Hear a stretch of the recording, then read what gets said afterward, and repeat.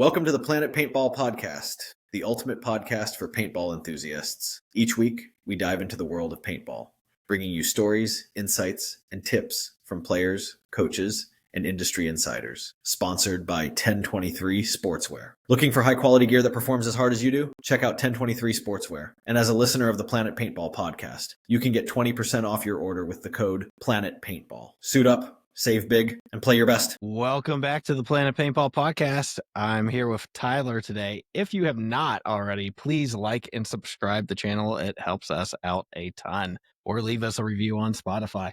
Tyler, how you doing, man? I'm doing pretty good, dude. Doing pretty good. Just same old, working at the field every day. Can't really complain. So how did you find paintball? So even though I'm a little bit younger than a lot of the old heads, I still like to consider myself a little bit of an old head because I've been around paintball for 20 odd years now, which is crazy. But I mean, that means I started when I was, like 10 years old. But for as long as from that time forward, it's been weekends at the paintball field, which has turned into, weeks at the paintball field now, fortunately. But it all was, I guess, my grandma dragging me to church on Sundays. We had to drive right past Command Decisions back in the day when they were having the CFOA and they had the big X out there and you could see 3 airball fields. I can vividly remember that. You could, whether they were having a tournament or not, you could see 3 airball fields from the road that we had to go down every Sunday. And I didn't know what it was, but it looked cool. It looked really cool. And so I never actually went there during a tournament, and I was far too young at that time to play any kind of tournaments. But I would beg them to take me out there just so I could see what was going on. And then finally, they kind of caved in after a while, and they took me out there for I don't know what the event was, what they were doing. I know I was 10 years old, and they were playing under the lights on an airball field, and I was just flabbergasted by what I was watching. And honestly, it was probably just a practice or a little bullshit day that they were having out there. But I was so flabbergasted by what I was watching, and then it became into me begging the guy who was running the field to get a job to, just be there as much as I could.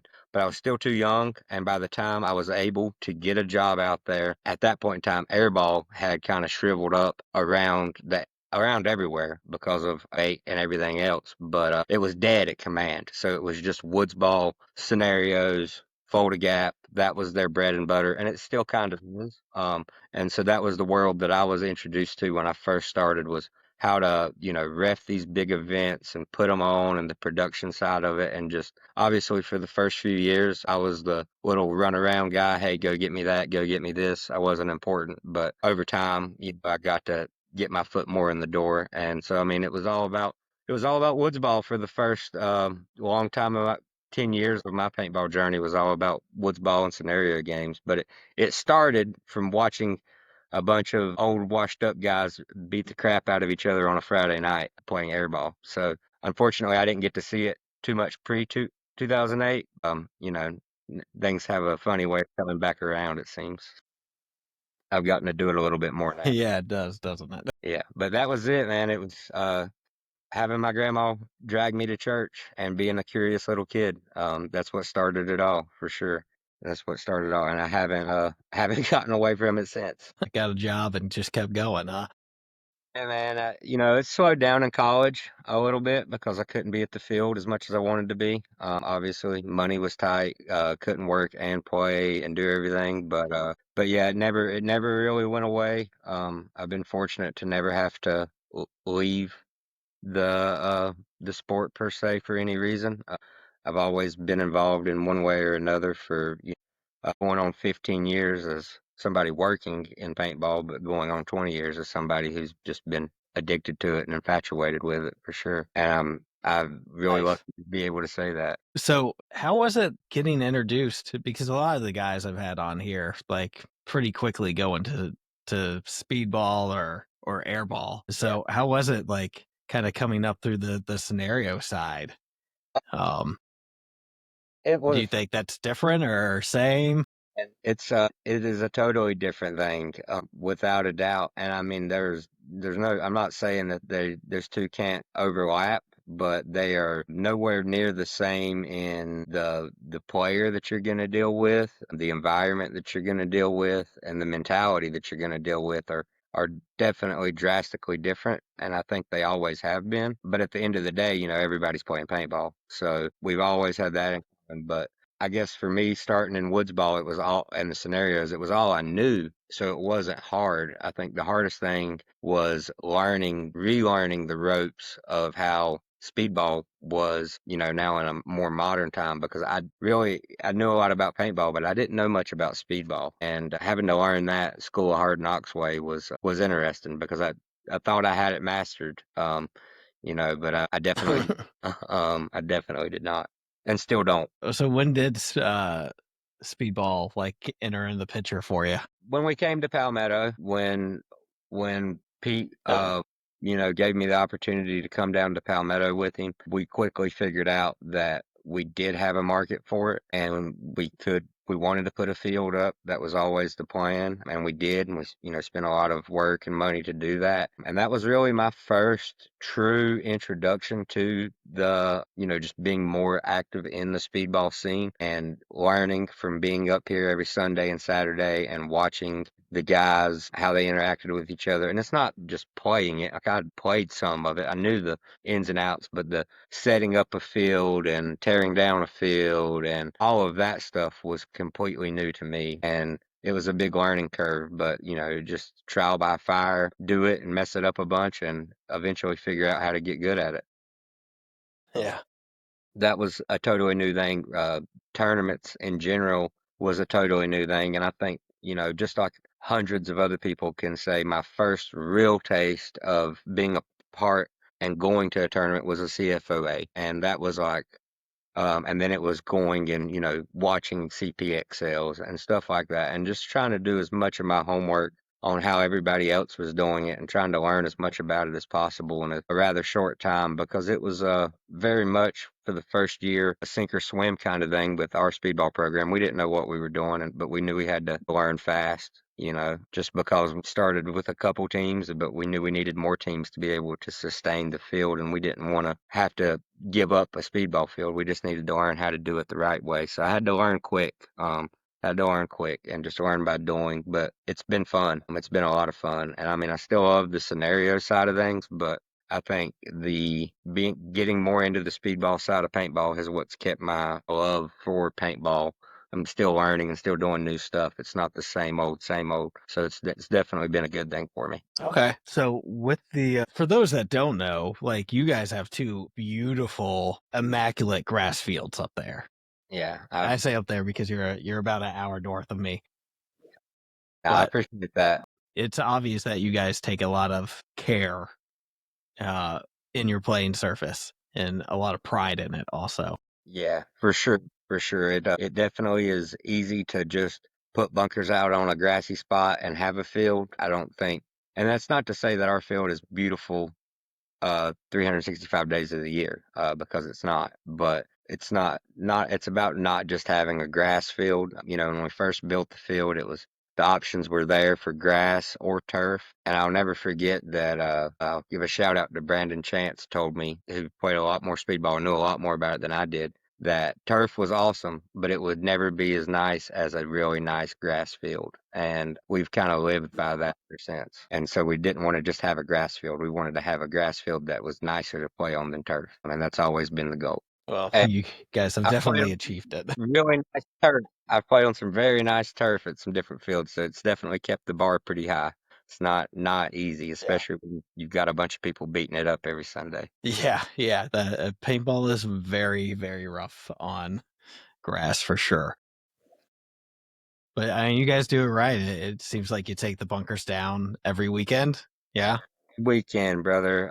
That's my Monday, is taking the field down, and every Friday is setting up the field. I've got the World Cup layout cooking for me or not the World Cup, but the Atlantic City layout cooking up tomorrow, and I'm not looking forward to putting it up, because I think they used every single bunker. But Yeah, all 55 of them.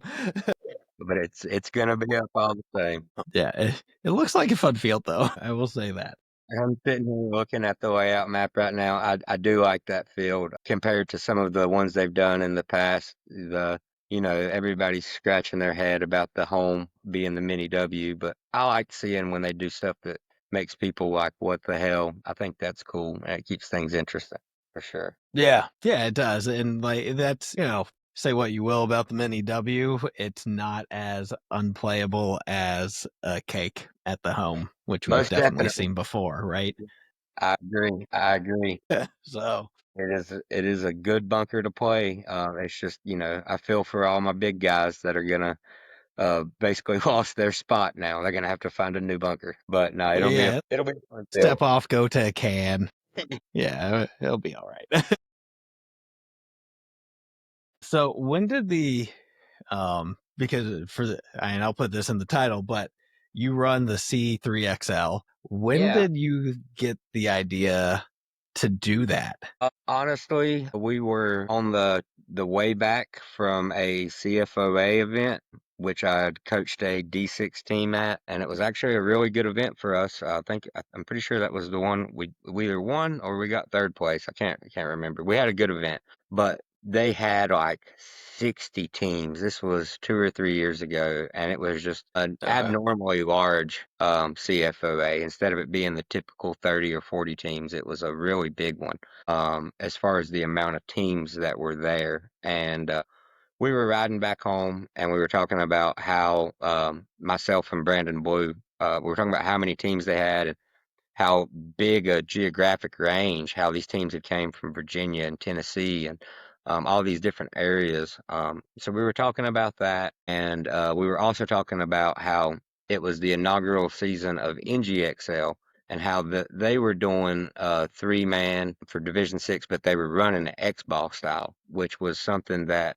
at the time, according to Brandon, who's my source for tournaments across the South because he travels to them and takes pictures, they were the only people that were doing anything like that. And he thought it was really, really cool. And, I didn't want to do the same thing as what everybody else was doing or as what CFOA was doing, even though there was nothing wrong with it. And I kind of felt like that we had from what I'd been watching, is like we had a gap. There's a real big gap between playing your 3-man CFOAs and then at the time going to play a CPXL. Like the likelihood of you playing a CF and doing good, okay, that was great. But when you went to play your first CPXL as a team, you were going to get your ass kicked. It was almost a guarantee. And so it was like we definitely noticed that there was a gap that we thought that maybe we could fill that gap and fit somewhere in between and be a little bit give you that readiness for X ball, so you're not so screwed over when you go play your 5-man X ball league, and just kind of be that stepping stone between starting your paintball career and getting more serious about playing tournament paintball.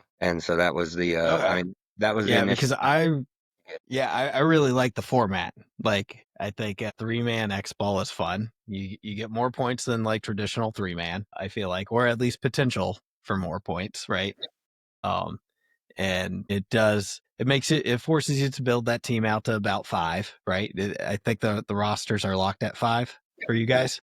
Locked at 5, and it is highly recommended to have 5 for sure. It's very hard to do it with Yeah. just 3. Yeah, so especially with these summer months coming up. Yeah. There are some teams that do it with 3, and I feel bad for them. I really do. I think I wouldn't want to do it with just 3. No, yeah, you need at least one more guy just in case someone comes off totally smoked or whatever. 5 is ideal though, for sure. I agree. So, where did you come up with the field dimensions for it? So again, we had played up until that time. We had only played 3-man on 5-man fields, and we didn't know or think anything different because it's all that we had ever done. It's what you do when you go to NXL.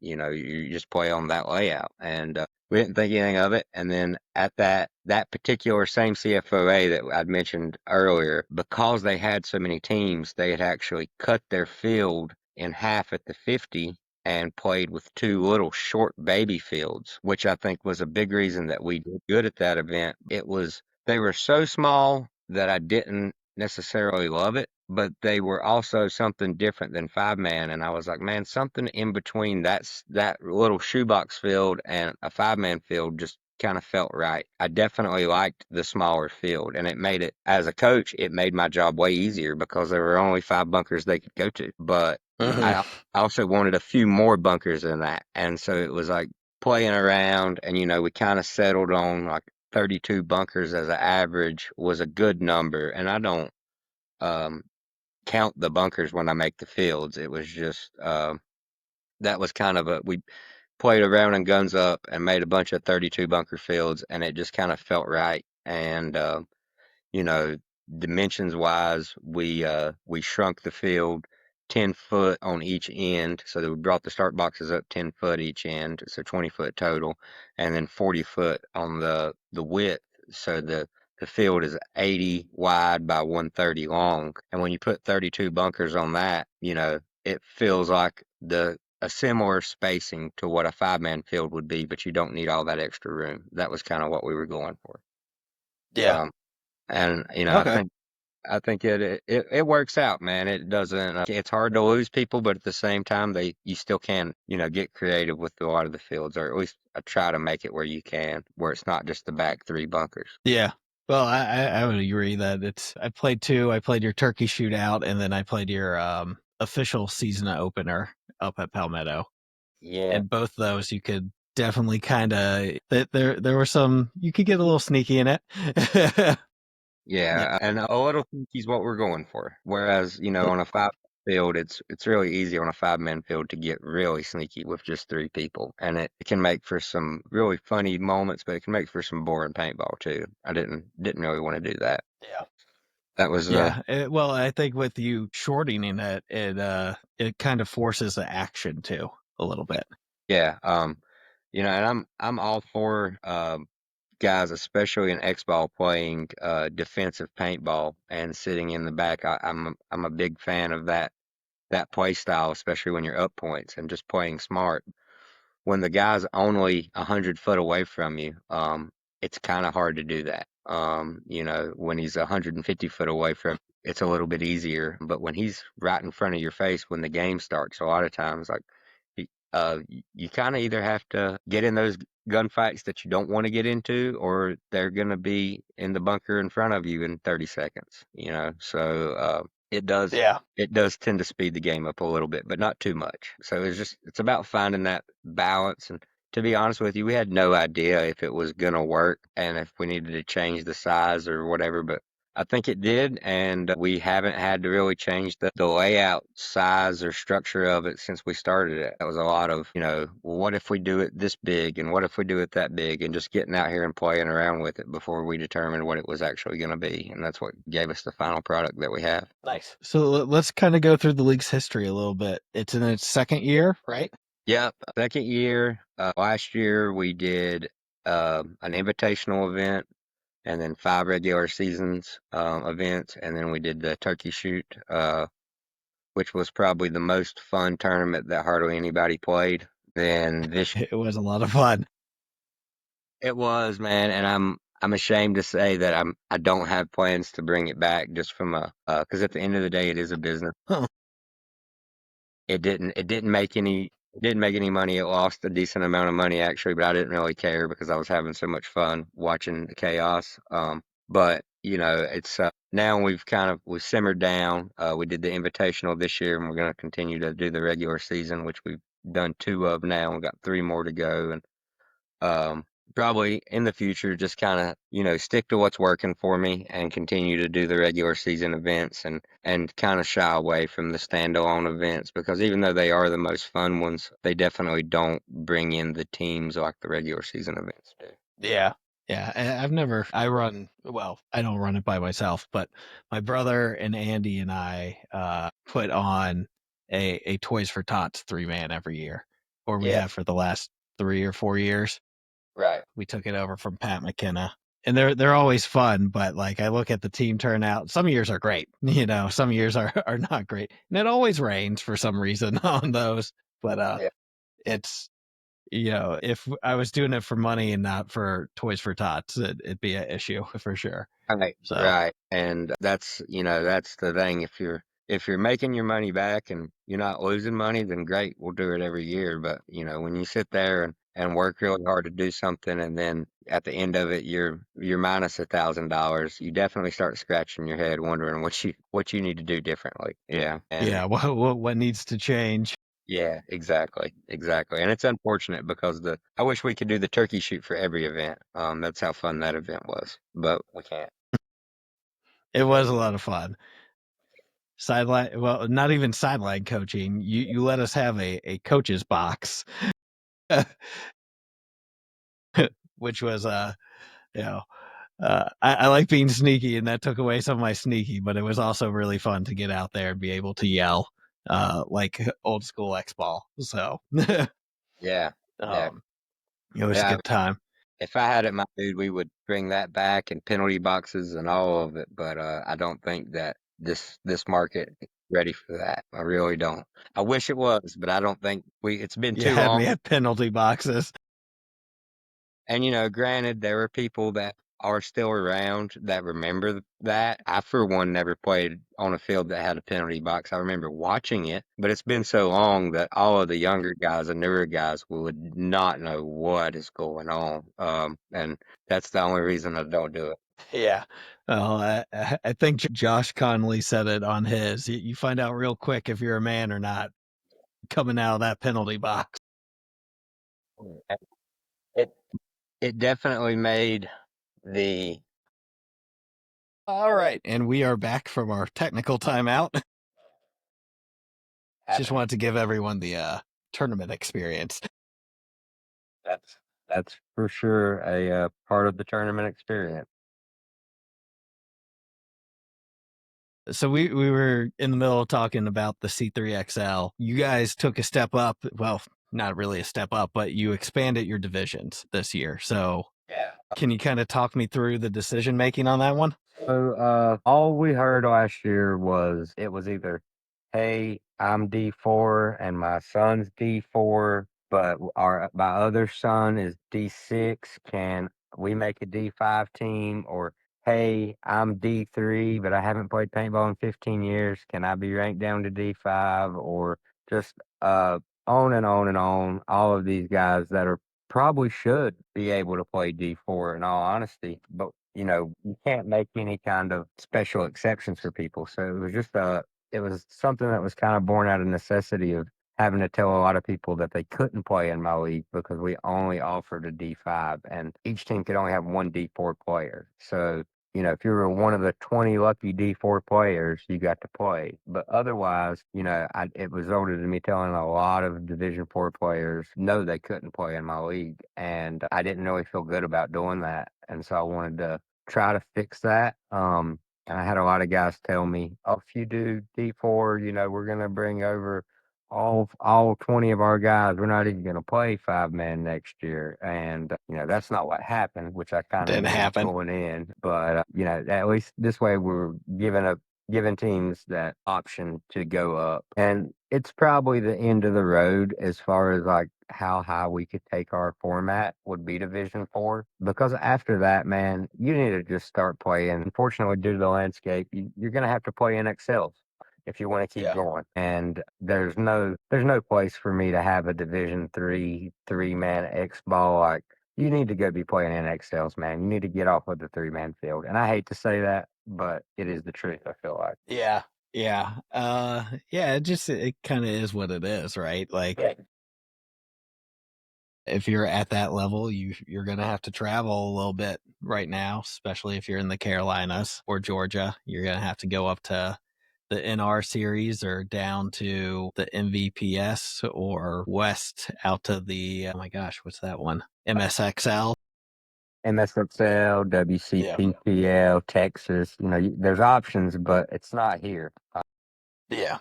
And which is unfortunate because we do have a lot of talent here, I feel like, but it's the landscape. There's not it's not the same landscape definitely as what you would, I feel like we would see out in like Texas or Florida even. You've got to drive down there if you want to play those higher divisions. And that's just I'm not going to be the person to change that. Yeah. Well, and people have tried, right? the CPXL tried, and I think they ran a shortened season, but they were having like 4 guys or 4 teams sign up for a event. I know the NGXL tried. I hear there's rumors they might be bringing it back at some point. And I mean, that would be great. That would be great if somebody was to bring it back. They would have my full support. But with 3-man X ball, I don't think it's there. I don't think it's ever gonna be there. I would love to do just an open, but from my experience, that intimidates more people than it does bring people in. It seems like, which sucks. But Yeah. it is what it is. Yeah, I wish people would see these open events, and even if it's D4 and up or D3 and up, and just realize like it's an opportunity to go and play against some really good guys. Realistically, regardless, there's only one team winning, right? Like, Yeah.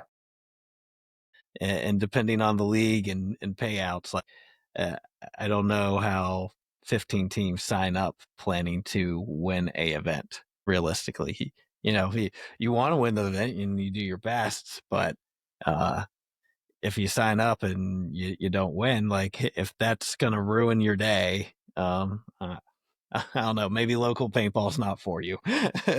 For sure. And it's one of the things that I've had to learn the hard way because I've always wanted to go around and ask teams how their day went and this and that. And I learned rather quickly that there's only going to be one team that leaves your paintball tournament really happy. And that's it. You can do the best paintball tournament in the world, and if 20 teams show up, 19 of them are going to tell you that they had a terrible day. And that's just, and one of them is going to love you forever, but the other 19 are, no matter what happens, they're not going to be happy. So now I've made a point to try to go talk to everybody in the morning before the event starts, because talking to people after the event, there's only one team happy, and that's the team that's got the gold medal. Yeah, yeah. Experienced that myself when Yeah. we tried to do a 5-man standoff. Everyone was happy in the morning. Yeah, for sure, and that's I would say, going back to what we were talking about earlier, that's like one of the big differences in speedball and scenario is like, um, at the beginning of a scenario, the red team and the blue team, a lot of people hate each other at the beginning of the scenario, but at the end of the scenario, because nobody really wins or loses a lot of times, that's when they all sing "Kumbaya" by the campfire and drink beer. And so that was a big learning curve for me, because I thought at the end of the day is when we should all talk to each other and be social. But at the end of a speedball tournament, everybody that doesn't win just wants to get out of there. They don't want to hang out. And I mean, some of them do, but that's an individual thing. It's not a team thing, Yeah. Whereas at the end of a scenario, that's when all the teams come together and they love each other until they get ready to play each other again.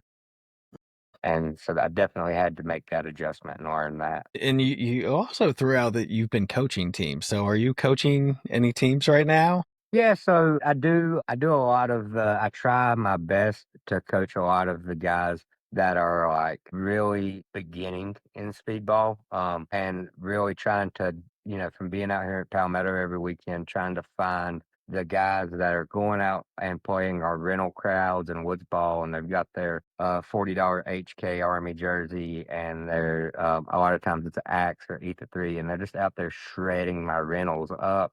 And after about 2 or 3 weeks of watching those guys come do that, which I don't have a problem with because they paid the money, they get to do that as long as they follow the rules. That's when I'm going to approach them and being like, "Hey, dude, you should come up here on Sundays and play with the big boys." And for a lot of players, they're really hesitant to do that. And they don't. They just know that they're gonna get their ass kicked when they go up there, and they're not going to know what they're doing and all of that. So I've really put a lot of attention into um, trying to get those players up there and get them playing. And it's not as much coaching them as it is just making them feel comfortable up at the speedball field, because it can be intimidating when you've got a lot of D4 guys out there beating their brakes off of each other. And then it's like after a while, they kind of find their way onto a team, because if they keep coming on Sundays, eventually one of the home teams here is going to snatch the kid up.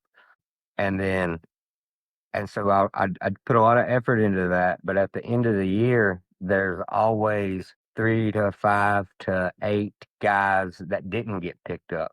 The rejected toys, if you would, that nobody went and grabbed. And then so we had that, we experienced that the first year is we got all these guys into speedball, and a lot of them found their home, but a lot of them didn't. And so that's when we kind of started the Palmetto Tropics, the home team out of here, and it's strictly these first year players, because after that, I don't have any business coaching them. I can get them out on the field and get them, started and kind of give them a basic rundown on what they need, but I have no business coaching a Division 4 team when I've never played on a Division 4 team, and I'm happy to admit that. But I do like getting them started, and that's what the teams that we were taking to the CFOA. I was coaching up a bunch of Division 6 Tropics teams. And now it's kind of developed with starting the league and all that, where I can't coach them during the league because that's not fair. And immediately everybody's going to cry wolf.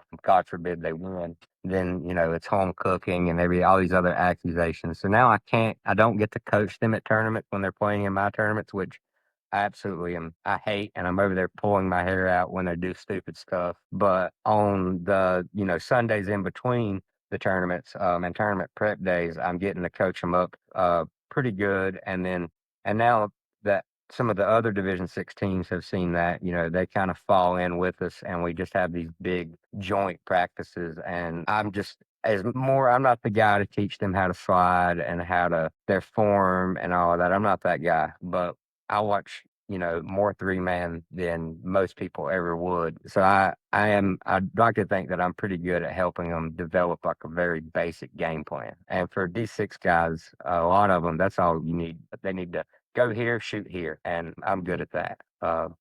Past that, that's when I start, calling in my D4 guys and all that to show them the other things. That's not really my specialty. Okay. But I think that's like a great thing you're doing for the local community. Like having a solid system where they can enter in, it makes a world of difference. Sure, man. Because it is super intimidating to come out here and not know anybody, and there's 40 dudes up there, and you hear the inflatables getting pinged off of.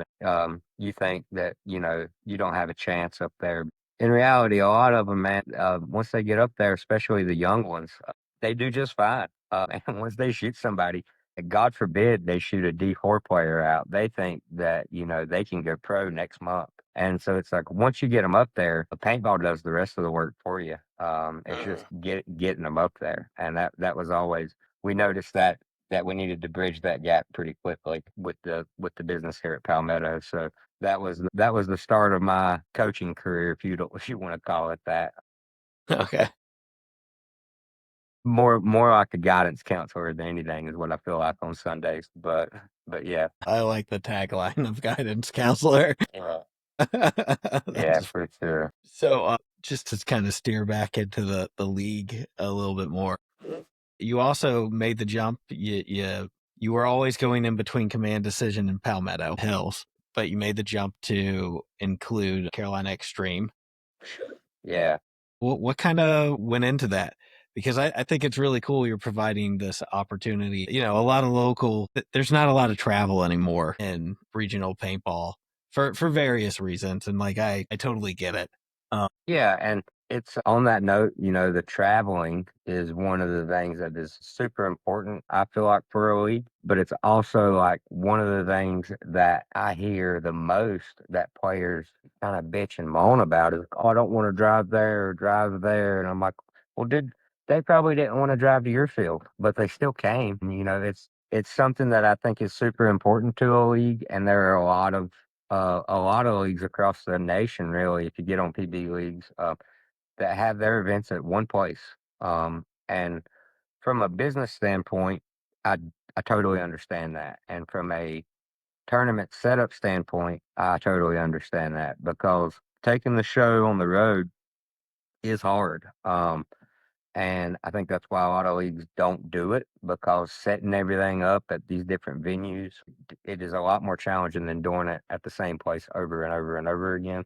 But, last year we were having, these uh, 30 to 40 team events, and I was noticing just over and over the overwhelming amount of people that were coming west of where Palmetto and Command is, which is basically on that 77 corridor. But we were having a lot of teams coming from west up in the mountains in the upstate.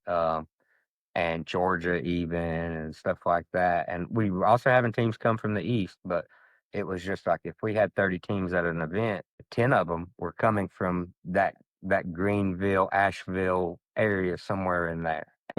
So that definitely got me thinking about, trying to look for an area up that way. And then fortunate enough that a lot of the players that I'm talking about on those teams were really good friends with Adam and Ernie up at Extreme, and they kind of between talking to them at tournaments, they kind of put the bug in my ear. And then I got the opportunity to meet Ernie at our second event at Palmetto last year. So it was like the third event of the season or something like that. And man, I thought, man, I really like this guy. This seems like a really cool guy.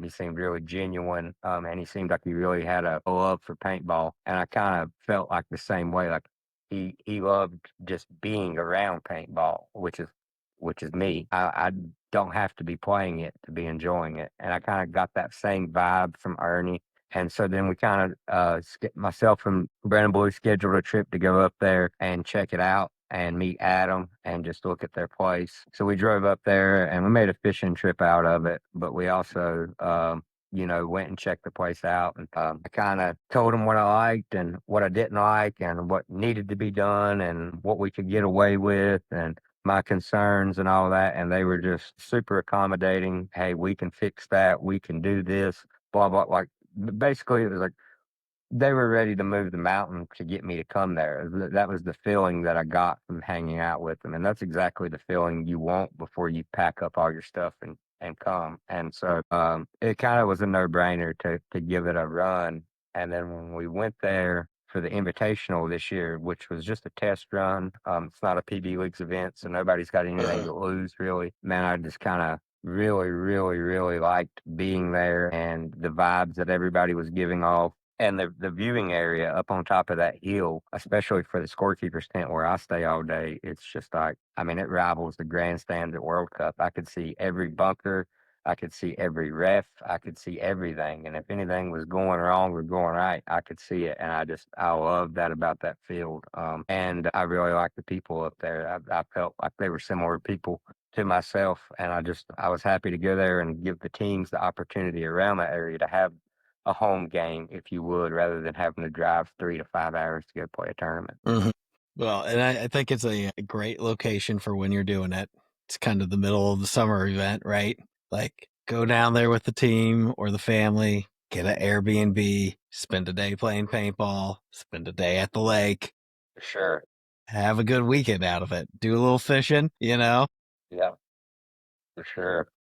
And it's a really slept on area for South Carolina. I feel like on how pretty it can be up there. Like nobody talks about, at least I'm originally from North Carolina, and because we have the mountains there, nobody talks about going to the mountains in South Carolina. But man, I think that South Carolina needs to keep it a secret for as long as they can. Yeah. Look, there's enough people in Greenville. Yeah, let them, as long as they stop right there, then that's okay. Yeah. Just stop at Greenville. You don't need to. Yeah, Don't pay attention to the lake behind it, please. Yeah, exactly. So yeah, my parents are retiring up in that area, so their house is like 10 minutes from Carolina Extreme. So it's super convenient. I couldn't make the invitational work. I was trying to make it work so bad, and I was supposed to play with Adam. Oh yeah.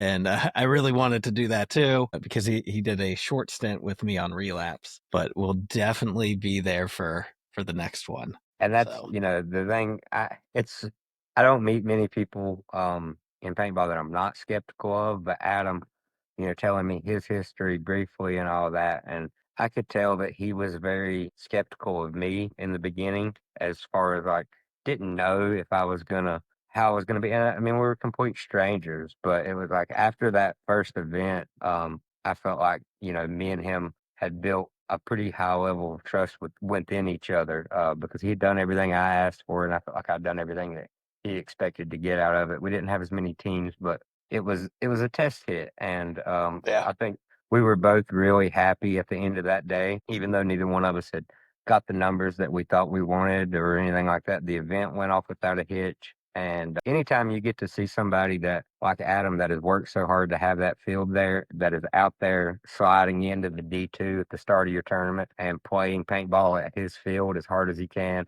that's a good sign. That's a real good sign. Yeah. Well, and they're great people. You know, Yeah. Adam, Ernie, Anna, they all are great, and I just can't say enough good things about them. For sure. I'm a big fan. I wish I was out at that field a little bit more, but the new organization is in Greenville, so Yeah. it kind of. And to be fair, like I told myself I was taking some time off. I don't know if that's really translated into how much I've played, but I've gotten to do a lot of cool stuff, not being committed to like one team this year. You know, like I got to come and play the C3XL. I've gotten to play the CFOA. I know I'm gonna make it down to Georgia at some point. So Yeah, I mean, it's just, if you're willing to hit the road, man, there's a lot of paintball to be played. oh yeah, yeah, There is, and that's I think that for the people that don't share the sentiment that like we're kind of having a paintball renaissance right now, and I feel like if you feel any other way, then you haven't been around long enough to watch it go, because everybody knows that it went in the gutter in '08. yeah, But then it kind of had a slow burn as a build back up, but especially for the last 2 or 3 years, it definitely feels like it is gaining momentum. At least from a field and a league perspective, it definitely feels like we're going in the right way. It's not the doom and gloom days that it was at one stage. I yeah, mean, World Cup attendance shows that it is going the right direction. yeah. It keeps growing. Yeah. Yeah, which is what we want. If we could bring back the energy drink sponsors and bikini models, then all the better. Yeah, that'd be fun. So, yeah, well, I'll save that for later in the year because I'd love to have you back on later for sure. Yeah, man. Kind of like do maybe not a per event, but like every couple events, come on and kind of do a recap and stuff. How has the season been going? We're two official events in. How are you feeling about the season? Teams So to watch Um, type I thing. think that it has been the first event was back at Palmetto, and because that's home, it's a lot of work and whatnot, but it's also one of the easiest places to go because we've kind of gotten to set Palmetto up for the league. So it's really hard for me to mess up an event that's at Palmetto. But then this past weekend when we traveled up to Command, it is a lot more work because I've got to go up there and get everything set up because their field's not up every single weekend, and it's not built for the tournament to come. It's more of pop up the circus tent, put the show on, and then leave. And so that's always more of a challenge, but we have been up there before and we knew what to do. And then on top of that, I'm the only one foolish enough to do an event on Easter weekend, which definitely makes it very challenging to find staff. So having to find a lot of last minute replacements, especially for refs. And it was the first event that we've ever done where I didn't have my scorekeeper. So instead of getting to talk to everybody and kiss babies and all of that, I had to be the scorekeeper for the weekend, which I think went really well. I do not want to continue to do it that way. I want my scorekeeper to come back, but it overall the event went extremely smooth. Anytime you can play that much paintball and nobody is physically injured or threatening to kill somebody, you had a good weekend. And I definitely felt like that was what we had this past weekend. I'm pretty sure that we were the only PB Leagues tournament running in the world on Sunday. So we told those guys that they were the Easter champions of the world. Um, and so, all things aside, the little challenges of being short staffed and having to do a bunch of work to get the field ready and whatnot, really happy with the event. It's really interesting that it always feels like at the end of my events that the top Division 6 team could damn near play anybody at the end of the tournament when you watch them, and you're like, out of the 12 Division 16, yeah, 8 to 9 of them look like Division 16. And it's not always the team that starts out looking good that wins it. But we had Wildfire, which was a new team to the league, come play Division 6, man, and they looked so good in their semifinals and finals that I was, hurriedly on PB leagues and their Facebook profiles and checking these guys out because I was watching them and I was like, man, these guys look like a Division 4 team out here. Like, what? Somebody has cheated me and and lied on their accounts. And thank God that that was not the case. They just really had gotten dialed in throughout the day, and they looked really, really good. So it'll be for a brand new team to never play my format and then to travel all the way from south of Atlanta and then come up and win the tournament. That was definitely something that all of the Division 6 teams are going to be.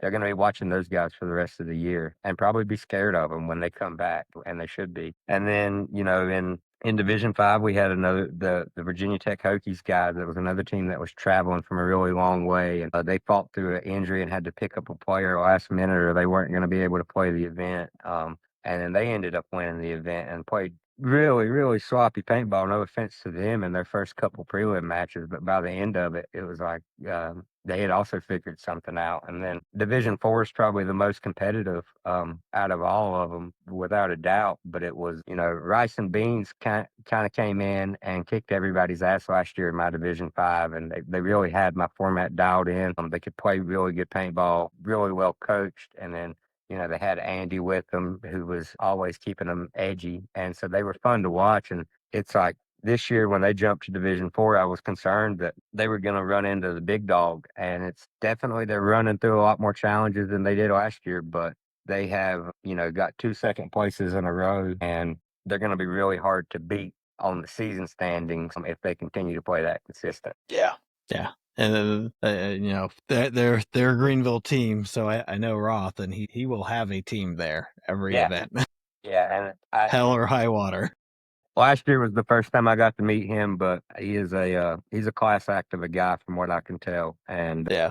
always offering me a beer in the middle of the tournament, which I can't take. I always want to, but I can't take, and but he runs a good program, and it shows, at least for my format. I don't know what their history is with all their other events. I'm sure they've done well in other ones because the way they play, but they definitely have our format dialed in. And that's not to say that any of those Division 4 teams can beat them at any moment. But when it comes to the end of the day, just like last year, you're going to have to play them in the semifinals or the finals. It's just every time, it seems like. So there's definitely something to be said about that. Well, then the D4, at least when I played it, seemed pretty well matched up. Like there's a lot of good teams there, and it's really about who makes a mistake first.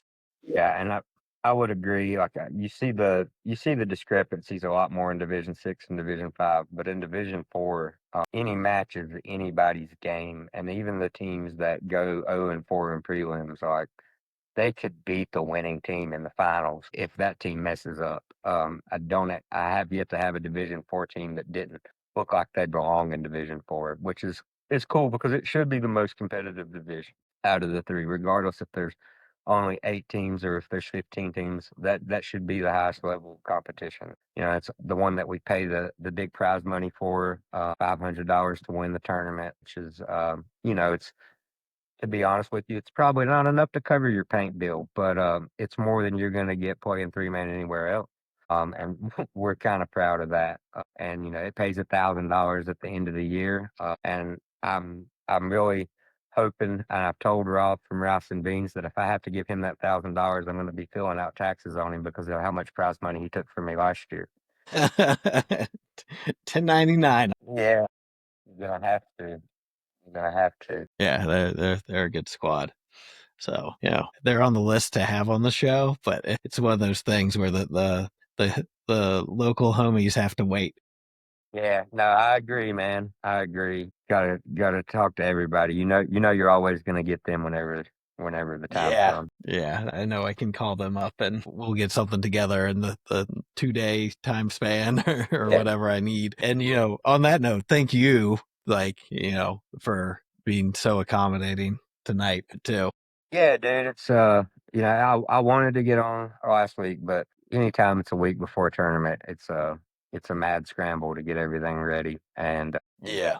doing that, and then it's like especially a travel tournament where I'm leaving Palmetto for the weekend, I also have to come in and make sure that everything's going to be good at Palmetto while I'm gone, and check on the compressors and do all that. So it was not going to work out last week, but now it's kind of the relaxation week after the tournament. We just have to worry about Palmetto and nothing else, and we'll get all the dirty speakers and ref jerseys out of the tubs and wash them in a week or two. Not going to worry about it right now. So what else do you do up at Palmetto? So I've been fortunate enough with Pete to have the opportunity basically to just I live full time on the property in Pete's house, and like I said, I've been super blessed by him and just the day to day things. It's really hard to live with somebody and to work with them and not want to kill them, especially me and Pete being so drastically different. So he takes his section of the field to work on, which is generally speaking, taking care of the grass on the speedball fields and running the shop. And then I focus mainly on upkeeping the Woodsball fields and planning the events. Okay.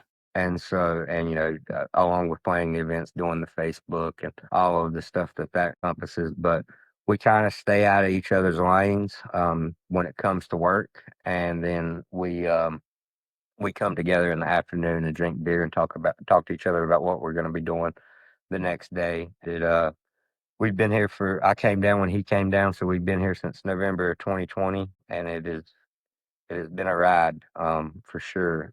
From sleeping in this back room that I'm in now with no running water and heating and air for the first year to having a house on the property to, just getting to live the dream, to be honest with you, man. Feel very lucky to get to do what I do. Awesome. So do you do all the events in red versus blue and everything?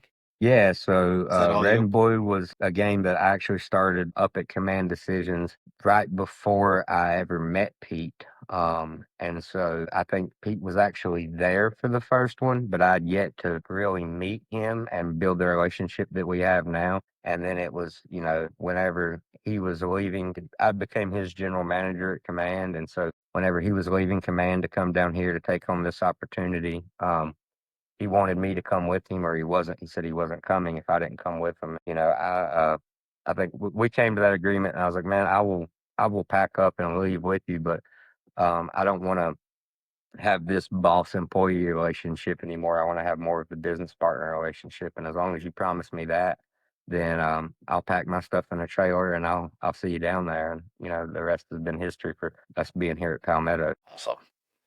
Oh, you guys doing nothing but going up there, it seems like. Yeah, it's been a slow and steady climb for the better. I feel like thinking about I couldn't tell you the last time we had a 40-hour work week. Anytime somebody complains about a 40-hour work week, I just laugh at them because especially when you live on the property, the only time you get off from work is when you're not here.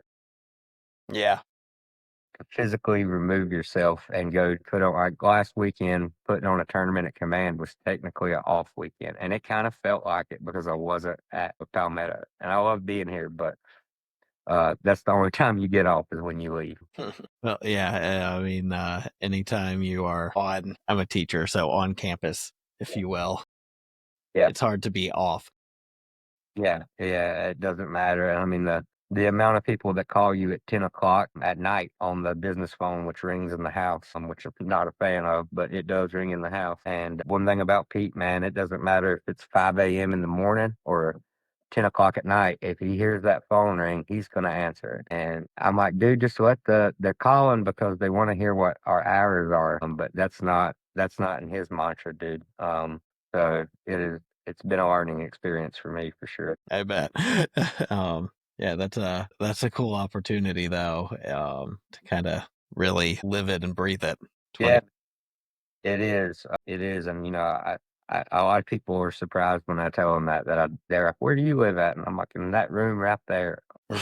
And, but it is if it wasn't for Pete, I wouldn't have the opportunity, but it is one of those things. And that's where it's like, when I do get time off to go do whatever it is, fishing or hunting or whatever it may be. You know, that's really the only time away from paintball. So I really cherish those moments when I get them. But outside of that, like I wake up every day and just want to do something with paintball, and I'm getting to do it, and I have to like remind myself of that. Sometimes it's just it can be kind of surreal that I'm getting to, hey, I want to build a paintball fort, which is something that we would do out in the woods when we were 12 years old, and now it's like I get paid to do it, and that's pretty epic, really, for me. Maybe one day it'll lose its luster, but I doubt it. I think it sounds pretty epic. Yeah. You're talking about a guy who's been in it for a long, long time at this point. Right. So, you got any unicorns, any markers that are special and dear to your heart since you've been in it for almost 20 years?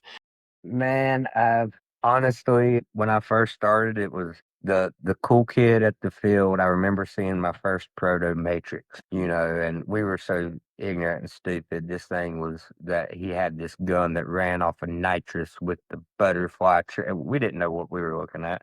And so the most attainable gun at the time that was cool was a tricked out Tipman. If you had a tricked out Tipman, instead of a view loader or a spider, you were hot shit if you had a Tipman with an E grip on it. And so I've got a collection of some tricked out A5s and it's from way back in the day that I really, really like. And I don't get to play with them as much because you have to have the perfect paint and the perfect weather conditions to shoot 13 balls a second out of a Tipman and not have a blender.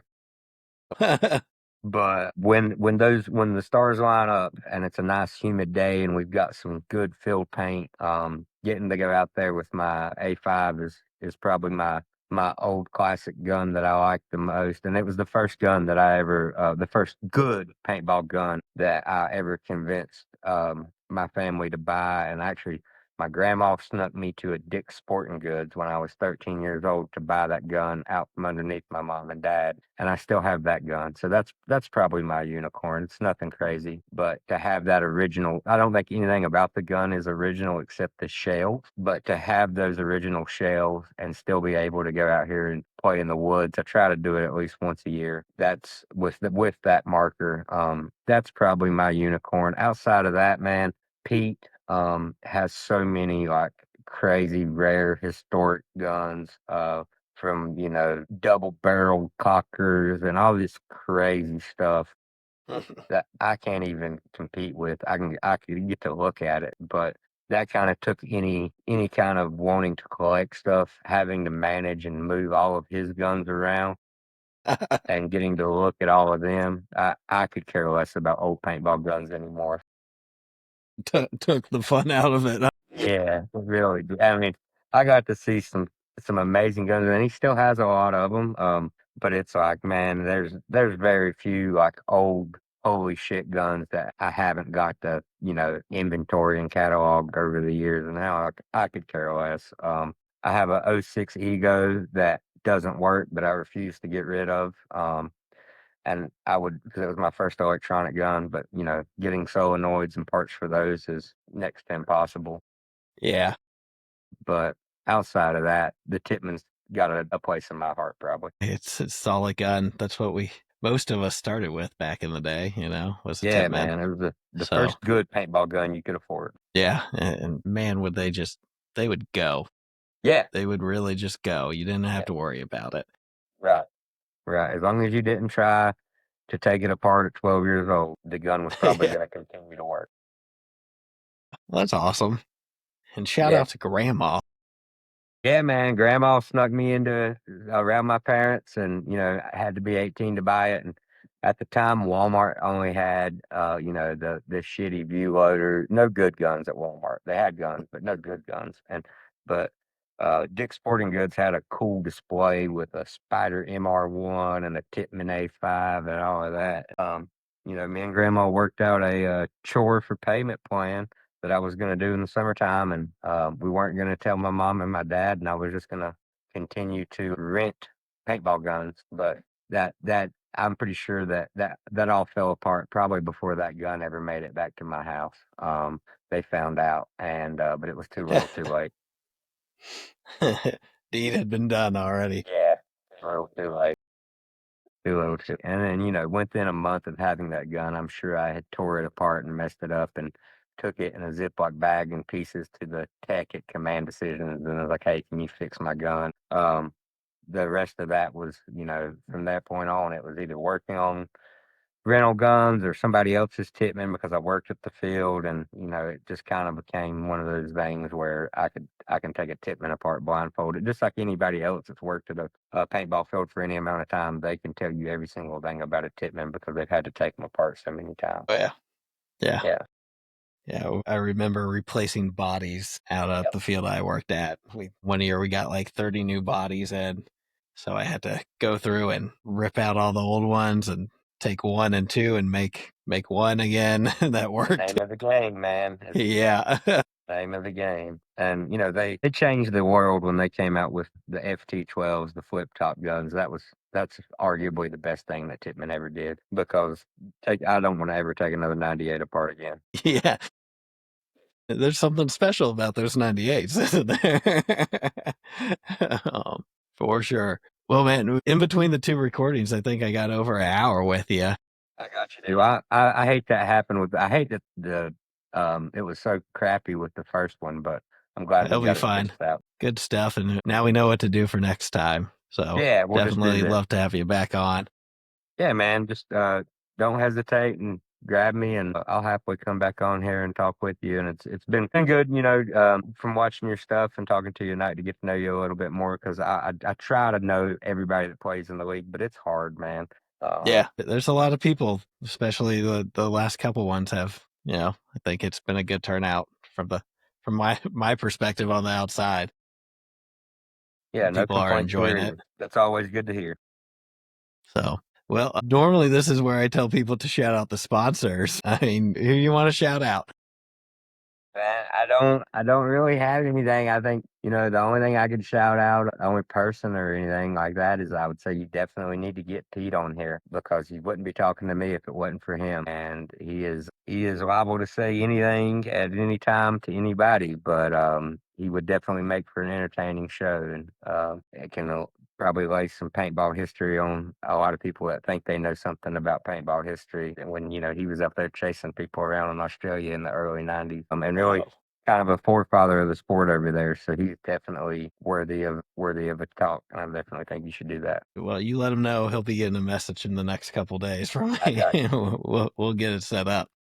I got you. Yeah, he'll definitely take you down memory lane on some paintball knowledge, some old paintball knowledge that I had no idea about. Awesome. No, I love it. That's one of the missions of the podcast is to get that old stuff a place to live for a little bit before it gets man. Yeah, he'll love gets that. gone. All right. Well, I'm gonna stop the recording. We just gotta hang out for a bit. Thanks for tuning in to the Planet Paintball podcast. We hope you enjoyed today's episode. Whether you're out there grinding in the divisional pits or chasing dreams on the pro stage, remember, it's all about the passion, the hustle, and the love for the sport. Shout out to 1023 Sportswear for sponsoring the show. Don't forget to use code Planet Paintball at checkout for 20% off your order. Gear up, save big. Until next time, keep grinding, keep growing, and we'll see you back here on the Planet Paintball podcast